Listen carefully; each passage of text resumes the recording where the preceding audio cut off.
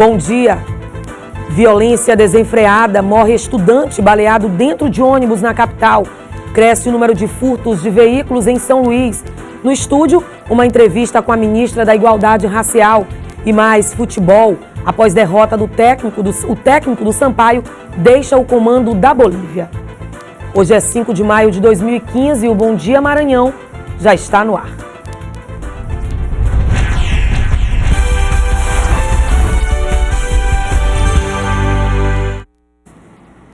O Ministério Público iniciou investigação a respeito de 4 mortes ocorridas no dia 18 de abril no Hospital Alexandre Mamed Trovão, em Coroatá, que teriam sido ocasionadas por falhas no sistema de fornecimento de oxigênio aos pacientes da UTI. O fato foi negado em nota pela Secretaria de Estado da Saúde, mas o Ministério Público recebeu em 28 de abril uma representação assinada por vereadores do município, na qual solicitam a investigação das mortes. E o Bom Dia Maranhão segue falando agora da falta de segurança em toda a região metropolitana de São Luís. Furtos de veículos, homicídios e assaltos são os crimes mais cometidos no estado. Esse homem, que prefere não ser identificado, já esteve 2 vezes na mira de criminosos. Na última delas, a vítima foi abordada quando saía da faculdade. Na ação, o carro, documentos e dinheiro foram levados. Fui abordado por 2 indivíduos que vinham numa motocicleta. Um desceu, veio pelo lado passageiro e pediu que eu dirigisse o carro. Aí, o tempo que eu tive de conseguir abrir a minha porta, e sair correndo, onde ele disse: fica no carro, senão eu vou te atirar. Mas graças a Deus eu corri mesmo, eu consegui me esconder e ele deu em fuga com o meu carro. Embora não é essa a sensação que se tem, a Secretaria de Segurança Pública divulgou estatísticas que mostram uma redução na criminalidade, principalmente no que se refere a homicídios na região metropolitana de São Luís. O quantitativo de mortes violentas no último mês de abril caiu 22% em relação a abril de 2014. Foram 54 homicídios registrados mês passado, contra 69 em abril do ano passado. Mesmo assim, os índices se mantêm lá no topo. É fruto do modus operandi de cada delinquente. Às vezes o delinquente está preso no sistema penitenciário, há uma redução daquele tipo de crime. Quando ele é solto na condicional, torna-se em liberdade, aumenta o tipo de delito que ele venha a cometer. O carro da vítima, felizmente, foi recuperado. Os bandidos ainda levaram os equipamentos de som, o pneu de socorro e outros acessórios do veículo. Mas tudo isso é mínimo diante do medo que ficou. Aquela cena de terror ficou na minha mente, onde não tem mais como eu esquecer. E quando eu olho para o meu lado passageiro, para mim a cena está acontecendo tudo novamente. E a violência tem causado um certo pânico na população. A Secretaria de Segurança Pública informa que o índice de violência diminuiu, mas infelizmente não é o que vemos diariamente. Vamos ao vivo falar com o repórter Eduardo Ericeira, que tem mais informações. Ô Eduardo, ontem um adolescente aí, infelizmente, foi assaltado, baleado por um bandido e não resistiu e morreu durante a madrugada. Não é isso, Eduardo? Bom dia. Pois é, Helene, muito bom dia a você, uma notícia muito triste. Bom dia a todos que acompanham o Bandeira 2, o estudante identificado como Rondinelli Ferreira da Costa, de 18 anos, na verdade já adquiriu a maioridade, 18 anos, o estudante Rondinelli Ferreira da Costa. Ele estava internado, ele foi baleado durante um assalto na Avenida Jerônimo de Albuquerque, estava dentro de um ônibus na tarde de ontem, acabou sendo baleado, foi latrocínio, roubo seguido de morte. O suspeito seria um adolescente de apenas 16 anos de idade. Inclusive a polícia apreendeu um suspeito ainda na tarde de ontem, já no início da noite, final da tarde, início da noite de ontem, mas em seguida ele foi liberado porque não teve a confirmação de que foi ele que participou desse crime. Então acabou sendo apreendido e logo em seguida liberado. A vítima, o Rondinelli Ferreira da Costa, de 18 anos, ele foi levado para o Hospital Socorrão 2 e, detalhe, após ter passado aí por uma cirurgia, não tinha um leito de UTI disponível no hospital para ele ficar, situação que agravou ainda mais o estado de saúde dele, que já era complicado. E teve a confirmação na madrugada de hoje, por volta de 3h20 da manhã, a confirmação da morte deste estudante. O corpo dele já se encontra no Instituto Médico Legal, deu entrada no IML por volta de 4 horas da manhã. A gente tem essa confirmação nesse momento. A mãe da vítima e também um dos tios da vítima se encontra no IML. A situação é bastante complicada, viu, Helene? Só para se ter uma ideia, envolvendo essa questão de assaltos a ônibus, só nos 2 últimos finais de semana foram mais de 10 assaltos registrados. Somado esse último final de semana e o anterior, só nos 2 últimos foram mais de 10 assaltos registrados a ônibus coletivo no transporte público aqui da região metropolitana. Foi o primeiro crime de latrocínio, esse envolvendo o estudante, porque foi um roubo seguido de morte. Ele foi levado ao hospital, mas não resistiu, então foi o crime de latrocínio.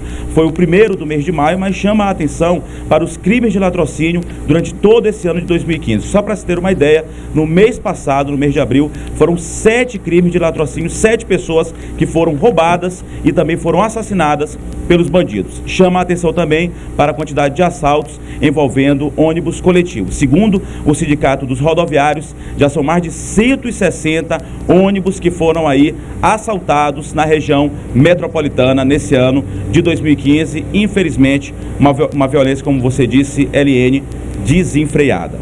É com você. Obrigada, Eduardo. Só complementando, o Rondinelli, ele era coroinha lá da igreja do Parque Vitória, viu? Nossos sentimentos a toda a família. Obrigada, bom dia, Eduardo. E a seguir, uma entrevista com a ministra da Igualdade Racial. Agora são 7h39. Eu vou para um rápido intervalo, já eu estou de volta.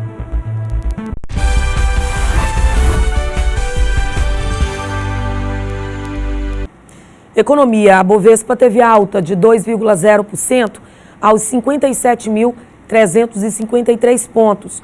No mercado de câmbio, o dólar teve alta de 2,24%, cotado a R$ 3,08.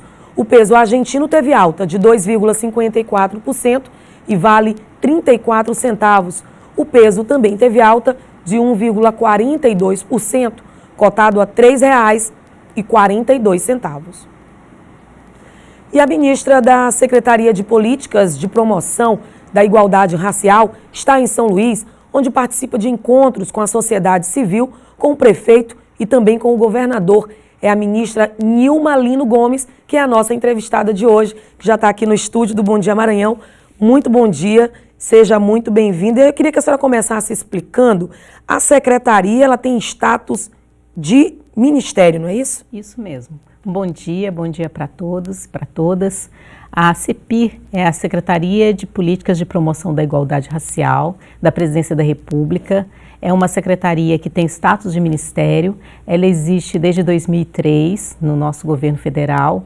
E o objetivo do ministério é realizar uma política de promoção da igualdade racial no Brasil, em articulação com todos os entes federados. E assim desenvolver trabalhos e programas que possam nos ajudar a superar as desigualdades raciais e o racismo no Brasil. A senhora está participando, inclusive, de uma caravana que está percorrendo alguns estados, algumas cidades. Como é que está funcionando? Qual é o objetivo principal dessa caravana, ministra? Então, essa caravana, ela se chama Pátria Educadora, que é o lema da nossa presidenta, do seu segundo mandato, da presidenta Dilma, e articulada com um tema específico da CEPIR. Então, ela se chama Pátria Educadora pela promoção da igualdade racial e a superação do racismo. A ideia dessa caravana é que eu vou percorrer as 5 regiões do país, visitando estados, visitando municípios, conversando com os gestores, movimentos sociais e universidade, com o objetivo de, além de estreitar os laços, né, e criar uma sinergia entre o governo federal e os demais entes federados, também apresentar e ampliar as adesões dos municípios, dos estados ao nosso sistema. Nós temos um sistema chamado SINAPIR, que é o Sistema Nacional de Promoção da Igualdade Racial. Esse sistema, ele está previsto no Estatuto da Igualdade Racial, que é a nossa lei nacional. A presidenta Dilma, em 2013, assina o decreto, então, que institucionaliza esse sistema durante a 3ª Conferência Nacional de Promoção da Igualdade Racial. E agora a CEPIR, depois de organizar o funcionamento desse sistema, nós estamos conversando e trabalhando com os demais entes federados para conseguir adesão a esse nosso sistema de promoção. E o que está sendo feito com relação à regularização de terras quilombolas, por exemplo? Então, o sistema, na realidade, ele prevê uma ação mais ampla que pode incluir vários programas e várias ações. Então, o Estado e os municípios que fizerem adesão, eles terão nas nossas chamadas públicas, todos os municípios e estados podem apresentar projetos, mas aqueles que fizerem adesão ao sistema, ao serem selecionados, os projetos eles terão uma pontuação adicional na classificação. E dentro das ações que os estados e municípios podem solicitar, está o próprio fortalecimento dos órgãos de promoção da igualdade racial, que junto com os estados, junto com a própria CEPIR, terá uma incidência sobre essas questões, e dentre elas podemos dizer também as questões quilombolas. Aqui no Maranhão, sobretudo, nós temos uma quantidade significativa de comunidades quilombolas e nós temos a expectativa de que tenhamos bastante adesão de municípios aqui e que o sistema também possa ajudar nessa questão. Além disso, nós temos um programa Brasil Quilombola e a Agenda Nacional Quilombola, que já são ações realizadas com vários ministérios, coordenados pela CEPIR, com a participação da sociedade civil, que visa trabalhar politicamente a questão da regulamentação fundiária. Um outro ponto, um outro aspecto é a violência contra jovens negros, que infelizmente é grande. O que é que o Ministério tem feito para diminuir essa realidade?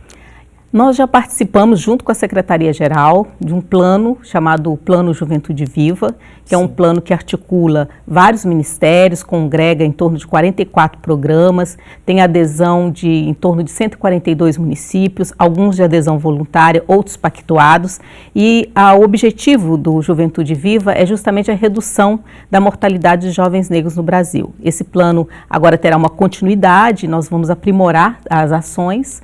A CEPIR acompanha dentro do Congresso Nacional, na Câmara dos Deputados, a CPI, que o deputado Reginaldo Lopes instituiu, que é para acompanhar e estudar a morte de jovens negros. Nós temos uma assessoria parlamentar que acompanha diretamente essa CPI.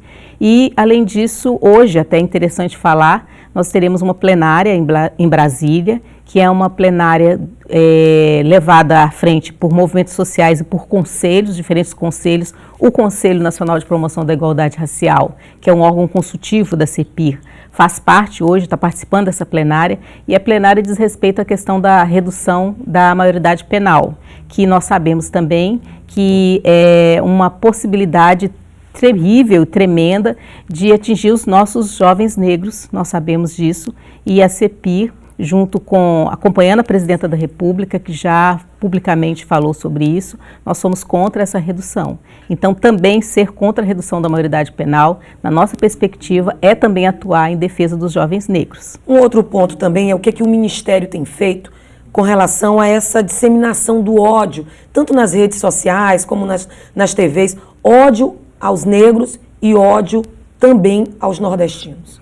A CEPIR, ela tem uma ouvidoria que já funciona desde o seu início, é uma ouvidoria muito ativa, que nós recebemos denúncias e fazemos os encaminhamentos necessários para os órgãos competentes em relação a essas denúncias. Nós estamos num processo de construção de um Disque Igualdade Racial, que vai nos ajudar também a não somente os crimes de racismo relacionados aos negros, mas toda e qualquer forma de discriminação, de ódio, de xenofobia, de preconceito. E o governo federal, nós assinamos uma portaria interministerial, a CEPI, junto com o Ministério da Educação, Ministério da Justiça, Secretaria de Políticas de Mulheres e Secretaria de Direitos Humanos, de um movimento chamado Humaniza Redes, que Humaniza Redes tem como objetivo rastrear e também encaminhar situações de crimes na internet, além de uma ouvidoria online, que as pessoas podem também fazer denúncias e solicitar encaminhamentos para situações como essas. Ok, eu conversei com a ministra da Secretaria de Políticas de Promoção da Igualdade Racial, Nilma Lino Gomes. Mais uma vez, muitíssimo obrigada pelos esclarecimentos, por ter vindo aqui ao Bom Dia Maranhão. Muito obrigada. Bom dia para todo mundo. Bom dia também. E olha, foi desencadeada durante essa madrugada uma operação da Polícia Civil em conjunto com o GAECO do Ministério Público. O objetivo da ação é o combate a crimes de agiotagem. Estão sendo cumpridos mandados de busca e apreensão e de prisão. Até o momento foram presos um prefeito e um empresário. Eles serão encaminhados à sede da SEIC, no bairro de Fátima. E a seguir você vai saber mais informações sobre a saída do técnico do Sampaio Corrêa. Agora são 7h50. O Bom Dia Maranhão volta já.